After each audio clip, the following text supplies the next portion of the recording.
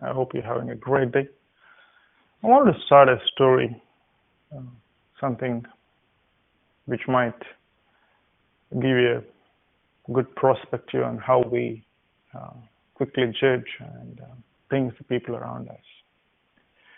Now, I just wanted to, before giving your opinions to the others, it's very important for us to analyze what is your perspective in terms of that specific solution or specific thing that you're advising the people or making your own judgments. Now, one important aspect is I just want to give you a small example, which pretty much some of you might be knowing it, but those who is not aware of that, the fact, that gives you that and a length, how much or where we need to think. Do you know how many sports are officially recognized around the world?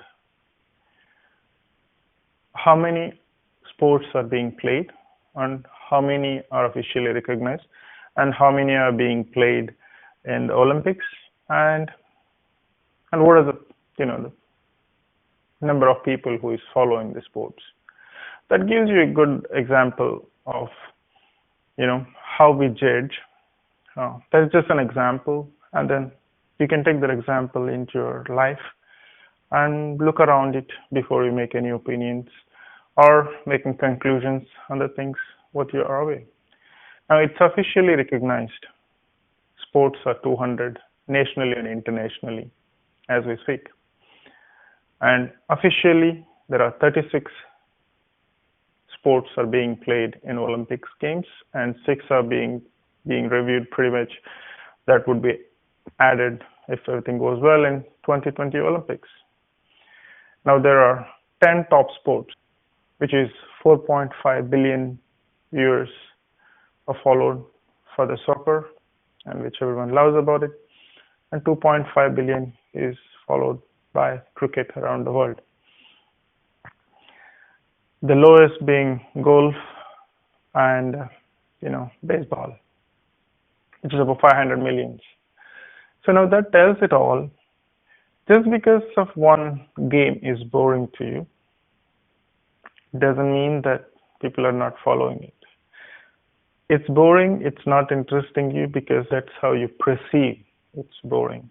But pretty much if golf is a boring sport, 500 million people are following around the world.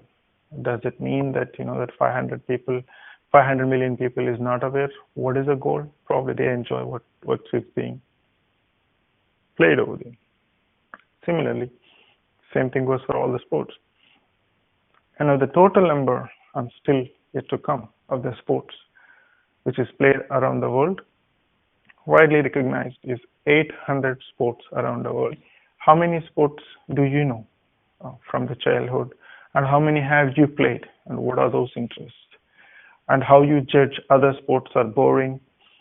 Perhaps maybe the sports what you like, probably your kids won't be liking it. So that's how they perceive the things. For me, I love cricket. I love watching cricket and football.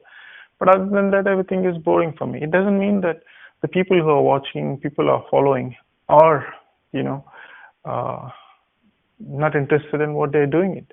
So it's how we perceive the things. Is 800 sports around the world, 200 is being widely recognized by national and international, and 36 numbers are being played as we speak in international Olympics.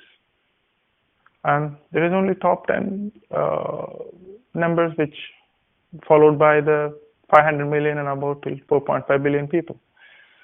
Now that says it all, and then you look back to your life and how you judge the people based on your experience. We judge the people and we give our opinions based on what we know, what we are aware. So there is so much which goes beyond to it. So before you judge, or before you form an opinion of the people around you, of the circumstances around you, of how you are seeing, that is only your perspective. You are giving a decision or giving a knowledge or giving the advice to someone. It's only your perspective that you're looking at it. But there are many perspectives comes along.